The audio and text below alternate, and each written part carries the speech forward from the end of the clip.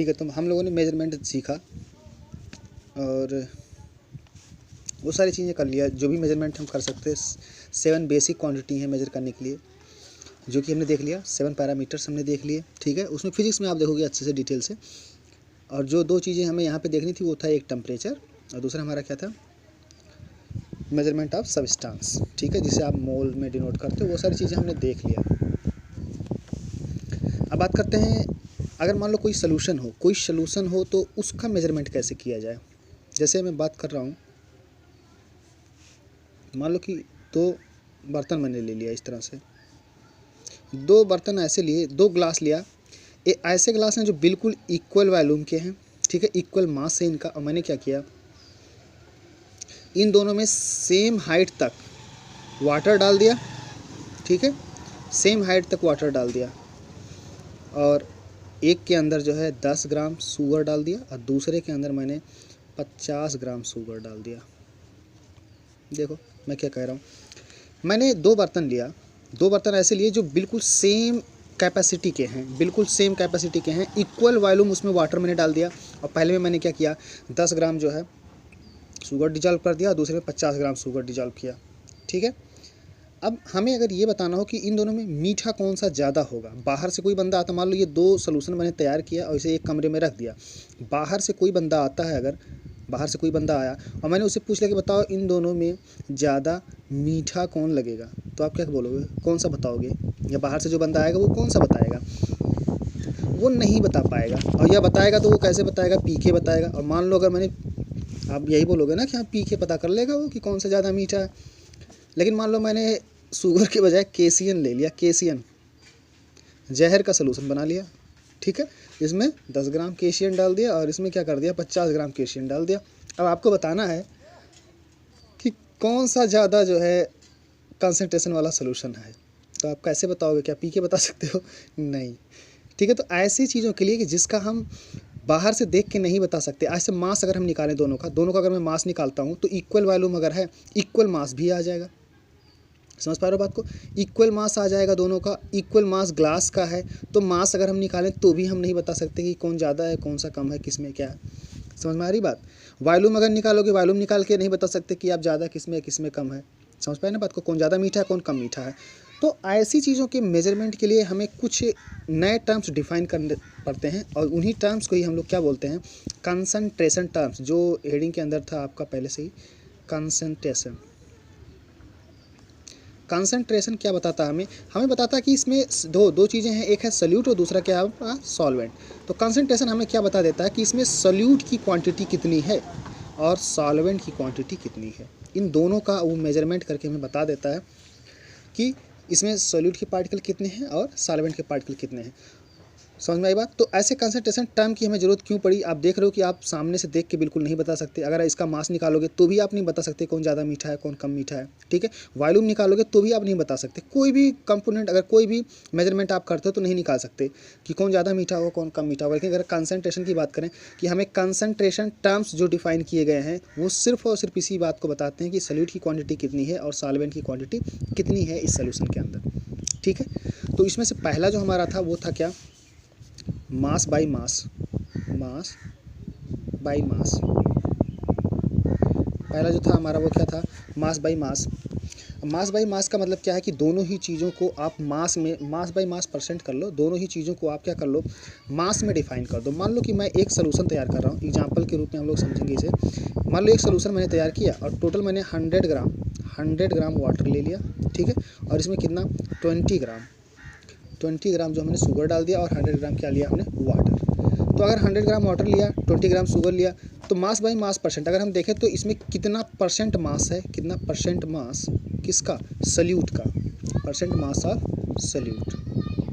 अगर हम सल्यूट की बात करेंगे तो हम क्या करेंगे, ऊपर कौन सा रखोगे मास, आप सल्यूट का रखोगे मास यानी कि 20 एंड डिवाइड बाई नीचे क्या रखोगे, नीचे रखोगे टोटल मास यानी सलूशन का जो मास बन के आया। तो सलूशन कितना बना हमारा 100 एंड प्लस 20 तो कितना हो जाएगा 120 हो जाएगा। और इसकी वैल्यू कितनी आएगी 1/6 इंटू 100 कर दो ताकि ये परसेंट में आ जाए। तो आप देखोगे कितना आएगा 1667 16.67% जो है इसमें क्या है आपका शुगर प्रेजेंट है बाय मास। समझ में आई बात। ये रहा तरीका परसेंटेज मास निकालने का। अगर हमें सॉल्यूट हमारा कितना था 20 ग्राम, ऐसे अगर हम कितना परसेंट इसमें सॉल्वेंट है ये भी हम निकाल सकते हैं। तो यहाँ पे हम क्या लिखेंगे, परसेंटेज मास ऑफ सॉल्वेंट, और उसको ऊपर क्या रखोगे 100 और नीचे क्या रख दोगे 120, तो पता चल जाएगा। या आप चाहो तो इसको 100 में से आप घटा लो, तो बाकी जो बच गया उतना मास परसेंट है किसका, सॉल्वेंट का। इसमें से 100 में से ये 16.67 आप घटा तो भी निकल जाएगा। या आप क्या करो 120 ऊपर 100 ऊपर रख लो, नीचे क्या रख लो 120 रख लो, तो आप इससे भी इजीली क्या कर सकते हो, कैलकुलेट कर सकते हो। तो ये था हमारा पहला। अब देखो यहाँ से अगर मैं इसमें पहले में क्या किया 20 ग्राम, अब मान लो मैं इसी में बढ़ा के 50 ग्राम डिजॉल्व कर देता हूँ, तो यहाँ पे कितना आ जाएगा 50 डिवाइड बाई 120, और जो वैल्यू आएगी वो क्या आ जाएगी, बहुत ज़्यादा आएगी, यानी कि इसका 2.5 गुना आ जाएगा, 32 करीब करीब कितना आ जाएगा 40 के करीब, 40 पॉइंट समथिंग आ जाएगा। तो उस समय जब हम 50 ग्राम डाले इसके अंदर तो कितना आ गया आंसर, तो आएगा 40, मोर देन 40 ग्राम परसेंट। तो हमें आसानी से हम रिजल्ट देख के बता सकते हैं कि ये का कितना आया है 16.67% और दूसरे का कितना आ गया 41 पॉइंट समथिंग परसेंट। समझ में आई बात। तो कौन ज़्यादा मीठा होगा, जिसमें ये रहा ज़्यादा, जो सॉल्यूट जिसके सॉल्यूट परसेंट ज़्यादा होंगे वो ज़्यादा मीठा होगा। तो अगर हमें ये डेटा गिवन है, ये डेटा अगर हमें गिवन है कि ये इसमें सॉल्यूट इतना परसेंट है, इसमें सॉल्यूट इतना परसेंट है, तो हम क्या करेंगे, ईजिली हम कैलकुलेट कर सकते हैं, ईजिली हम फाइंड आउट कर सकते हैं। समझ में आई बात, बता सकते हैं कौन ज़्यादा मीठा है कौन सा कम मीठा है। तो ये तरीका है मास परसेंट। समझ में आ गया होगा बात कि अगर हम सॉल्यूट का निकालेंगे तो ऊपर सॉल्यूट का रखोगे, नीचे क्या रखोगे, नीचे सॉल्यूशन का रखोगे, यानी दोनों को ऐड करके रखोगे सॉल्यूशन का। और अगर आपका सॉल्वेंट का निकाल लो तो ऊपर सॉल्वेंट का रखोगे और नीचे क्या रखोगे, इन दोनों के एडिशन को रखोगे। ठीक है, इंटू 100 करोगे ताकि वो परसेंट में बन जाए। तो ये पहला था मास परसेंट। ठीक है, दूसरा हमारा क्या था वॉल्यूम परसेंट, यानी कि दो चीज़ों का वॉल्यूम। या एक और चीज़ इसमें देख लो, इसमें इन सारी चीज़ों का यूज कहाँ है, आखिर में ये सब हम क्यों पढ़ रहे हैं, इसका यूज़ क्या है। तो अगर यूज़ की बात करूँ तो जितने भी आप स्टील इंडस्ट्री देखते हो, स्टील बनाने के लिए क्या किया जाता है, आयरन को कार्बन में मिक्स किया जाता है, दो चीज़ें आपस में मिक्स की जाती हैं, और उसमें कार्बन का जो है कुछ परसेंट होता है, पहले से फिक्स्ड परसेंट होता है कि इतना परसेंट कार्बन है और इतना परसेंट इसमें आयरन है। समझ में आई बात। तो वो जो भी परसेंट निकाला जाता है वहाँ पर वो मास परसेंट होता है, और उसे पहले से ही डिटरमाइन करके रखे रहते हैं कि अगर ग्रेटर देन 5% हुआ तो इसे कास्ट आयरन कहा जाएगा, कास्ट आयरन। ठीक है, अगर ये लेस देन 0.12% है तो इसे हम लोग क्या बोलते हैं, अगर इसमें कार्बन की क्वांटिटी जो है 0.12% बाई मास हो तो उसे हम क्या बोलते हैं, इसे बोलते हैं पिग आयरन, यानी कि बहुत ही प्योर आयरन है ये। समझ में आई बात। और अगर 0.2 से वेरी करता है और ये 1.2 तक रहता है तो इसे हम क्या बोलते हैं, स्टील।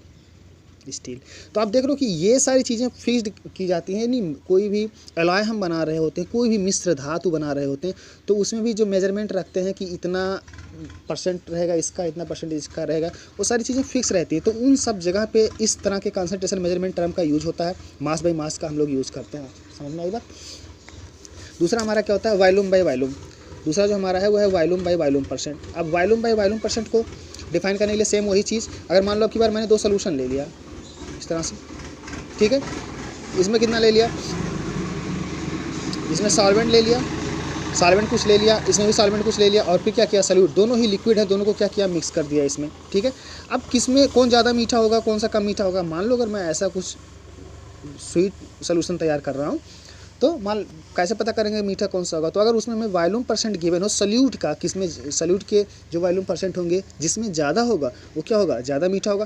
बिल्कुल सेम प्रोसेस वही, परसेंट निकालने के लिए ऊपर क्या रखोगे आप, सॉल्यूट का। ठीक है, अगर सॉल्यूट का परसेंट निकाल लो वॉल्यूम परसेंट, तो ऊपर क्या रखोगे, सॉल्यूट का, और नीचे क्या रखोगे, सॉल्यूशन का रखोगे नीचे, यानी कि पूरा दोनों का, सॉल्वेंट प्लस सॉल्यूट दोनों रखोगे, इंटू 100 करोगे। और अगर सॉल्यूशन का, अगर सॉल्वेंट का वॉल्यूम परसेंट चाहिए तो हम ऊपर क्या रखेंगे, सॉल्वेंट का रखेंगे, और नीचे क्या रखेंगे, आप सॉल्यूशन का रखेंगे वॉल्यूम। ठीक है, दोनों ही क्या रखोगे, वॉल्यूम रखोगे। ध्यान रखना यूनिट अगर ml में है तो नीचे भी क्या होगा, ml में ही रखोगे। ऊपर अगर ml में तो नीचे ml में, ऊपर अगर लीटर में तो नीचे भी क्या होना चाहिए, लीटर में होना चाहिए, ध्यान रखना। ठीक है, तो वॉल्यूम परसेंट हम निकाल सकते हैं, सॉल्यूट का वॉल्यूम डिवाइड बाई सॉल्यूशन का वॉल्यूम। ये सब मैं लिख के पहले ही दे दिया हूँ आपको नोट्स में। ठीक है, तो इसका भी यूज है। इसका यूज़ क्या है, अगर मान लो कोरेक्स बना रहे हैं हम लोग, कफ सिरप बना रहे हैं, जितनी भी ये कंपनियां होती हैं दवाई बनाने वाली, उन सब जगह इन सारी चीज़ों का यूज़ होता है। वहाँ पे लिक्विड को लिक्विड में मिक्स करते हैं, एक कंपोजिशन तैयार करते हैं, अलग अलग कंपोजिशन अलग अलग दवा के लिए, तो उन सारी जगह पे मेजरमेंट का जो काम होता है वो वॉल्यूम परसेंट में होता है, तो इसे आप बोलते हो V/V। अगर देखा जाए वाइन शॉप में जो आपकी वाइन मार्केट में जो मिलती है, मार्केट में वाइन हुआ या बियर हुआ, इन सब में भी क्या होता है, वॉल्यूम बाई वॉल्यूम परसेंट जो है डिफाइन होता है कि कितना इसमें अल्कोहल और कितना पानी है सब में। जैसे जो 42% होता है, 42% वॉल्यूम बाई वॉल्यूम लिखा होगा, जो भी वाइन शॉप होती है, जो वाइन बॉटल होती है उसके ऊपर लिखा होता है 42% वॉल्यूम बाई वॉल्यूम। इसमें वॉल्यूम बाई वॉल्यूम होता है, दैट मीन्स 42% हमारा अल्कोहल है, बाकी क्या है, पानी है इसमें। और ये वॉल्यूम परसेंट यानी कि वॉल्यूम में मिक्स किया गया है, ठीक है। उनको जो भी मिक्स किया गया है, किसे मेजर किया गया था, वॉल्यूम में मिक्स करके फिर मिक्स किया गया मेजर करके, ठीक है। और बियर में जो था वो था कितना, 8% वॉल्यूम बाई वॉल्यूम होता है, अब इसमें बहुत कम होता है, ठीक है। तो ये सारी इंडस्ट्री की मैं बात कर रहा हूँ कि इन सारी जगह जो होता है, इन सारी चीज़ों का क्या होता है, यूज होता है। बहुत ही अच्छे से एक फिक्स्ड अमाउंट हमें निकालना होता है, उन सारी चीज़ों का फिक्स्ड अमाउंट मिक्स करके सोल्यूशन तैयार करना होता है पार्टिकुलर दवा के लिए, इन सारी चीज़ों के लिए, ठीक है। तो उन सारी जगह पे ये यूज होता है। ऐसे एक और टर्म आप डिफाइन कर सकते हो, एक और टर्म डिफाइन कर सकते हो, क्या, मास बाई वॉल्यूम परसेंट। जो मास बाई वॉल्यूम परसेंट हम लोगों ने देख लिया था, तो ऊपर हम क्या रखने वाले हैं, मास रख देंगे, जिसका भी निकाल रहे हो, चाहे सल्यूट होगा तो सल्यूट का मास डिवाइड बाई, नीचे क्या रखोगे, वॉल्यूम रखोगे, वॉल्यूम किसका, सोल्यूशन का, नीचे हमेशा सोल्यूशन रहने वाला है, ठीक है। ऊपर मास ऑफ सल्यूट का निकाल लो तो mass of solute divide by volume of solution. ध्यान रखना कि अगर ये ग्राम है तो इसे आप ml में रखना, अगर ये हाँ ग्राम में ही होगा, ग्राम पर लीटर भी हो सकता है, ऐसी बात नहीं, लेकिन जो भी यूनिट होगा वो यूनिट डिफाइन कर देना वहाँ पे कि आप किस में रख रहे हो। क्लियर हो रही बात। तो ये हमारा क्या था, ये mass by volume percent means 100 से मल्टीप्लाई कर दोगे आप लास्ट में। तो ये तीनों तो नॉर्मल थे, आप कि मास और वॉल्यूम में ही चीज़ों को बता दो कि इसमें सॉल्यूट कितना है, सॉल्वेंट कितना है, परसेंट में बता दो, टोटल के परसेंट में, सॉल्यूशन जितना है उसके परसेंट में। क्लियर हो गई बात। इन सब के अलावा जो अब हमारे इंपॉर्टेंट का, ये तो बहुत छोटी छोटी बातें थी, जो हमारे इंपॉर्टेंट चीज़ें जो हमारे लिए यूज़ की हैं वो है सबसे पहले मोल फ्रैक्शन।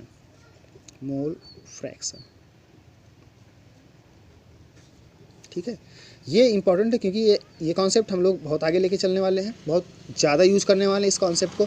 तो इसे भी देखते हैं। तो मोल फ्रैक्शन क्या होता है, ये भी मान लेते हैं कि चलो एक सोल्यूशन तैयार कर दिया गया, एक सोल्यूशन तैयार किया गया, इसमें दो चीज़ें मिक्स करके, एक तो वाटर मिक्स कर दिया गया और दूसरा आप चाहो तो चलो NaCl मिक्स कर दो, ठीक है।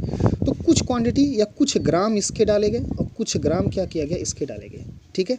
तो दोनों चीज़ों को आपस में मिक्स करके एक सोल्यूशन तैयार कर लिया गया। अब इस सोल्यूशन का अगर हमें मोल फ्रैक्शन बताना हो तो मोल फ्रैक्शन क्या होता है कि इस पूरे को, जितना भी ये आपका सोल्यूशन तैयार हुआ, इस पूरे सोल्यूशन को आप 1 मान लो। क्या मान लो, 1।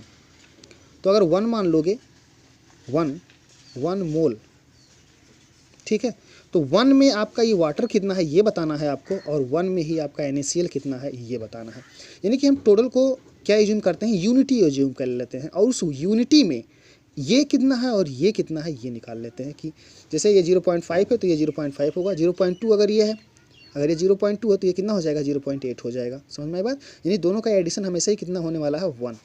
और ध्यान रखना कि ये मोल फ्रैक्शन है। तो मोल फ्रैक्शन, अब मान लो कि मैंने इसमें ग्राम में रखा था, तो सबसे पहले हम क्या निकालेंगे, मोल निकालेंगे इन दोनों को। या ऐसे कर लो, चलो देखो, मान लो कि इसमें मैंने N1 मोल डाल दिया वाटर के। अब तो समझ ही गए होगे कि N1 मोल का मतलब क्या हुआ। मास भी आप निकाल सकते हो आसानी से N1 से, है ना। नंबर ऑफ मोल्स अगर वाटर के पता चल जाए तो आप मास बता सकते हो कि कितने ग्राम हमने इसमें डाला वाटर। तो मान लो कि वाटर के हमने N1 मोल डाला और नमक के हमने कितना डाल दिया, N2 मोल डाला इसके अंदर, ठीक है। तो N1 और N2, तो टोटल नंबर ऑफ मोल्स इसके अंदर कितने हो जाएंगे, N1 + N2, total number of moles. अगर मैं मोल फ्रैक्शन की बात करूं कि मोल फ्रैक्शन ऑफ वाटर, जिसे आप X से डिनोट करते हो, मोल फ्रैक्शन को X से डिनोट करते हैं। अगर X H2O की मैं बात करूं, मोल फ्रैक्शन ऑफ वाटर, तो ये क्या होगा, वाटर के कितने नंबर ऑफ मोल्स थे, N1, तो उसे कहाँ रखोगे आप, ऊपर, N1 divide by total number of moles कहाँ रखोगे, नीचे। अब इसकी जो भी वैल्यू आएगी वो <1 होगी। क्या बात समझ में आया। क्योंकि N1 जो होगा, मान लेते 3 है तो नीचे क्या आएगा, 3 + समथिंग, तो वो हमेशा ही क्या होगा, <1 आएगा। और अगर हम मोल फ्रैक्शन ऑफ NaCl निकालेंगे, मोल फ्रैक्शन ऑफ NaCl, तो ऊपर क्या रखोगे आप, N2 रख दोगे और नीचे क्या रखोगे, N1 + N2 रख दोगे। क्लियर हो गई बात। तो ये बहुत ही इंपॉर्टेंट है, mole fraction N2 divide by N1 + N2। अब देखो ये दोनों के मोल फ्रैक्शन, अगर इन दोनों ही मोल फ्रैक्शन को हम ऐड कर लें, that means X H2O + X NaCl, तो आप ध्यान से देखो, अगर मैं ये और ये ऐड करूँगा तो N1 + N2 यहाँ भी है, N1 + N2 यहाँ भी है, दोनों कॉमन आ जाएंगे नीचे, एलसीएम सेम हो जाएगा N1 प्लस N2, और ऊपर क्या आ जाएगा N1 यहाँ पे और N2 यहाँ पे, तो क्या हो जाएगा N1 प्लस N2, और ऊपर भी N1 प्लस N2, नीचे भी N1 प्लस N2, कितना आ जाएगा 1। यानी कि जितने भी मोल फ्रैक्शन होंगे, आप ध्यान दो कि इसके और इसके दोनों को मोल फ्रैक्शन को ऐड करोगे तो फाइनली कितना आना चाहिए, 1 आना भी चाहिए था, क्योंकि ये पूरा का पूरा सोल्यूशन हमने 1 मोल मान के डिफाइन किया है। 1 मोल में वाटर के कितने होंगे और 1 मोल में ही NaCl के कितने होंगे, यही मेजरमेंट ही तो कहलाता है मोल फ्रैक्शन। इसे किससे डिनोट करते हो आप, x से, ठीक है। कोई ज़रूरी नहीं कि सिर्फ 2 ही चीज़ें आप मिक्स किए हो, आप कई डिफरेंट चीज़ें, ढेर सारी चीज़ें इसमें मिक्स कर सकते हो, N1 N2 N3 N4 N5 इस तरह से करके, ठीक है। तो मोल फ्रैक्शन आप फर्स्ट कंपोनेंट अगर हम निकालेंगे तो हो जाएगा N1 डिवाइड बाई, नीचे क्या रखोगे, टोटल नंबर ऑफ मोल्स, तो N1 plus N2 plus N3 जितने भी होंगे इस तरह से। दूसरे वाले का निकालोगे कंपोनेंट का तो N2 डिवाइड बाई सम पूरा का पूरा हो जाएगा, ऐसे N3 बराबर। तो मोल फ्रैक्शन आपको समझ में आ गया। मोल फ्रैक्शन 1 मोल एज्यूम करके पूरे ही मिक्सचर को, सोल्यूशन को, ठीक है, 1 मोल एज्यूम करके उसमें से हमें ये बताना होता है कि इसमें सल्यूट या डिफरेंट जो कंपोनेंट हैं वो उनका कितना हिस्सेदारी है 1 में। क्लियर हो गई बात। तो ऐसे ढेर सारे क्वेश्चन आपको मिलेंगे इससे रिलेटेड, आप आसानी से उनके मोल फ्रैक्शन निकाल सकते हो। क्लियर हो गई बात, ठीक है। एक क्वेश्चन है मेरा, छोटा सा question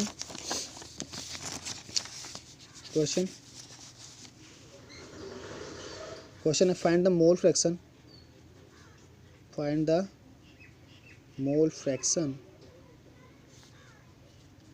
of a solution in which 500 gram water is mixed with 500 gram water is mixed with 100 gram NaCl। आपको क्या बताना है, सोल्यूशन तैयार किया गया जिसमें 500 ग्राम क्या लिया गया वाटर और 100 ग्राम क्या लिया गया NaCl। आपको बताना है मोल फ्रैक्शन, दोनों के ही मोल फ्रैक्शन कितने हैं। तो हम क्या करेंगे, सबसे पहले नंबर ऑफ मोल्स निकाल लेंगे। तो n number of moles of water अगर हमें निकालना हो तो number of moles of water कितना हो जाएगा, गिवन मास कितना है 500 gram divide by molar mass, पिछला वाला फार्मूला याद करो, मोलर नंबर ऑफ मोल्स बराबर given mass divide by molar mass, और मोलर मास ऑफ वाटर कितना होता है 18। तो आप इसे डिवाइड कर लो, कितना आ जाएगा